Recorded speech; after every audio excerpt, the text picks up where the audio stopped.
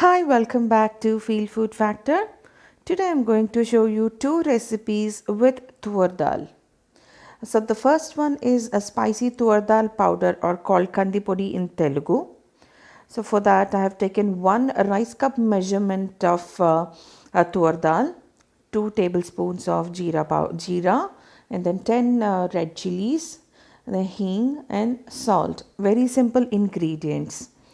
So now I've taken a very heavy bottomed pan and heat it up until it is smoking hot. After it's hot, I'm going to add the Toor Dal to the hot pan and I'm going to dry roast this uh, Toor Dal until it's nice and all the nice flavor comes out that it's roasted well. So make sure that the flame is on super low and keep mixing it very well and occasionally, and do not leave it unattended at all, because the dal, it tends to get burnt very easily. So that's the reason we are taking a very heavy bottom pan in the first place, and also keep mixing it thoroughly and on the low flame.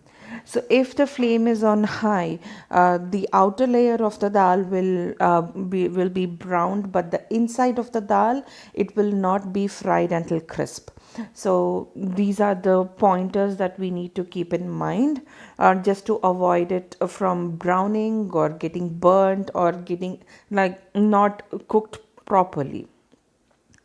So just keep mixing it. This is traditionally made in South India, because this is one recipe you can always have on hand in on days where you don't have any vegetables to cook and you want to eat something with rice and you want to have something spicy. This comes on hand, and trust me, this is going to be very delicious and healthy. So once the dal has been browned like halfway through, that's when I've added jeera and the dry red chilies. And again, please bear in mind that this has to be roasted only on low flame. So now we are adding the red chilies in between, because we don't want the red chilies to turn dark.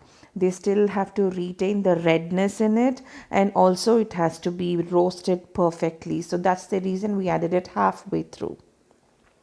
So once the dal is perfect and brown, that's when I switched off the flame, put it on a countertop, and then I've added hing to it. So the heat that is already retained on the pan, that's enough for the hing to be fried or roasted. So I'm immediately transferring it to another plate, because I don't want the dal to be browned anymore.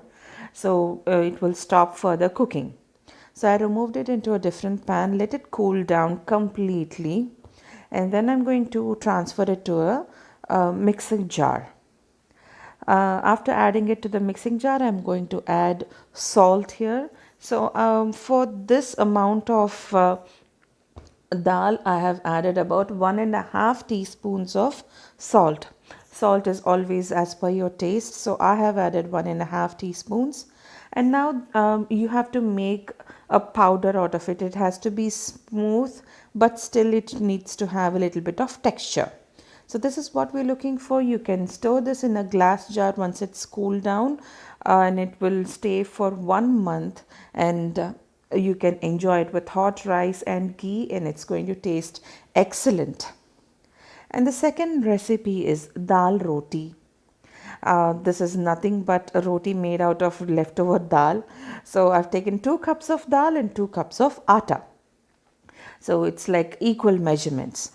And to this I've added very simple masalas like salt, turmeric powder, red chili powder and jeera powder. So first I'm going to add in, first I've just made a paste of the dal in a mixer grinder, so that it mixes evenly in the atta. So I'm adding about 1 teaspoon of salt, a quarter teaspoon of turmeric powder, and half a teaspoon of red chili powder, and 1/4 teaspoon of jeera powder. So after adding all the masalas, I'm going to dry mix the ingredients and add the dal to it. I've smoothly ground the dal so that it mixes evenly into the atta. And now I'm going to mix it like your regular roti dough or a chapati dough. So it has to be stiff and soft. I haven't added any water while grinding the dal, so I'm just mixing it with the dal only. But in case if you feel that the dough is kind of dry, just add about 1 or 2 tablespoons of water, just like how I did it. And I'm going to make it like a soft dough. So once the dough is ready, I'm going to apply about a teaspoon of oil on top so that it doesn't get dried up. So once the atta is all mixed into a dough, I'm going to rest it for 20 minutes. I'm covering it with a lid. So after 20 minutes, I'm making out small portions of the dough and I'm going to roll it into rotis. This is not like a typical roti, so it will be a little bit thick, and also it needs a lot of a dry flour. The reason is because the dal, it has a kind of sticky texture to it. So I'm going to gently roll it into thick rotis or parathas, or you call it chapati. So you name it, but it's going to be very delicious. So it's going to be a little bit thick. So once you roll out evenly, put it on a hot griddle or a tawa and roast it on both the sides. See, the technique for a good roti is that you keep flipping it like every 20 seconds.